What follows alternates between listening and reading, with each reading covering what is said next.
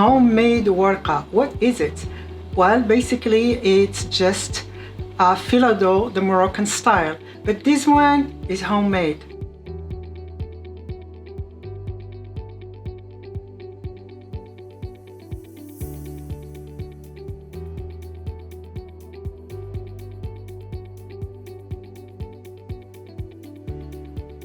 First of all, why we need to make one at home? Because here in the States, we can't find them. It's difficult to find them, at least from my end. And the only things I can find is the Greek, Turkish phyllo dough, which is super fine, nothing wrong with it. It just is so thin. And then the Chinese wrap or the Vietnamese wrap, but those, they are also good for certain projects, not for the Moroccan dishes. Normally here in the States, this is what you find, the phyllo dough. This is how it looks like. It comes frozen, very difficult to handle. You see, and it breaks. They will dry out so fast, and you may ruin them easily. Sometimes I use them, you know, when I'm too lazy to make the Moroccan one at home. And we do have the Chinese or the Vietnamese roll pastry. It comes like this, it comes frozen. They're very easy to handle because they're so thick. And by the way, when you buy the commercial one, you don't have only the wheat and the water in it, you have other ingredients. So when you make your own, it's much healthier. So this is, I believe this is the Vietnamese one. It's kind of thin, it's nice. It's just not like the Moroccan one. So let's show you how to make the Moroccan one. They're called les feuilles de brick, or also the Warka, which is means sheets in Arabic, and I find them much tastier. And by the way, we use these Warka or pastry sheets in pastilla, which is a very popular Moroccan dish. I'll be publishing a video about it very soon. They really have a unique flavor. In a large bowl, pour the sugar, olive oil, vinegar, salt, semolina, then the flour and water.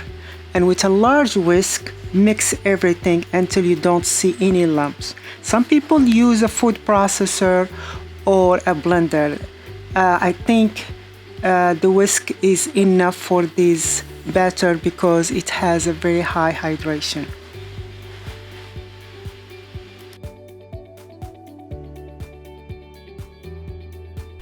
Pour the batter in a container with a lid, then store it in the fridge for a few hours or overnight.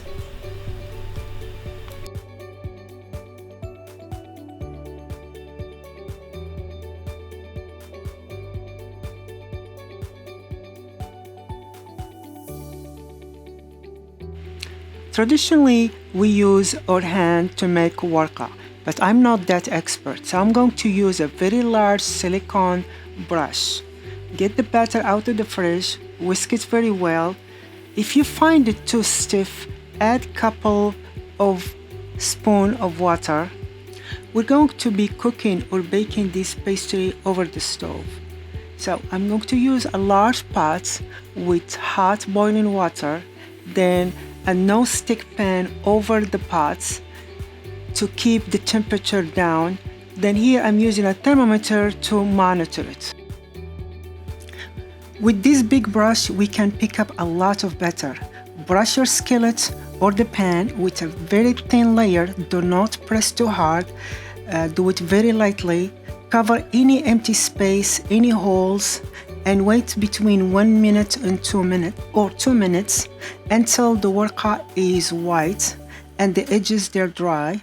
With your finger, peel it out, put it on a platter, brush it with a little bit of oil. Neutral oil is the best to use, very little. If you put too much, you can clean it up with a kitchen paper towel.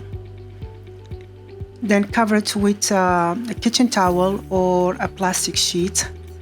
Clean up the pan, make sure it's clean, and repeat. And here you have your chance to practice. So don't worry about if the first one and the second one, they're not good enough.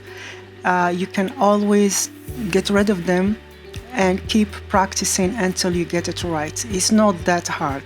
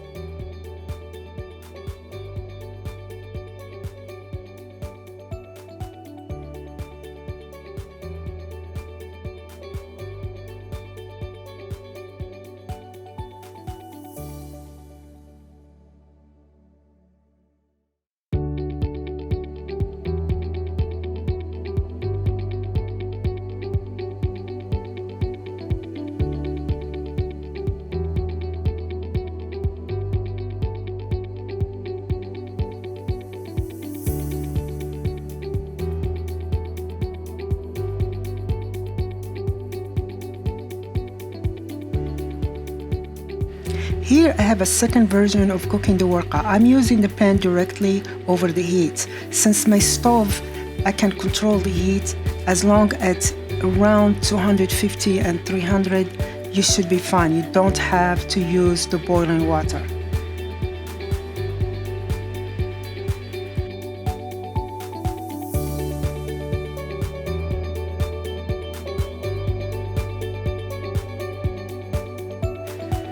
I really don't like to brush the warka with oil, so what I do, I take plastic bags, I cut them in small plastic sheets. Then I store each warka between two plastic sheets. Then I put the whole thing in a bigger plastic bag. Then I roll it. Then I store it in the freezer after putting the label, the date, and the name of the item, of course. I can store the whole thing in the freezer up to 3 months. And I don't throw those plastic sheet or plastic bag to be nice to the environment. Normally, I use them again and again.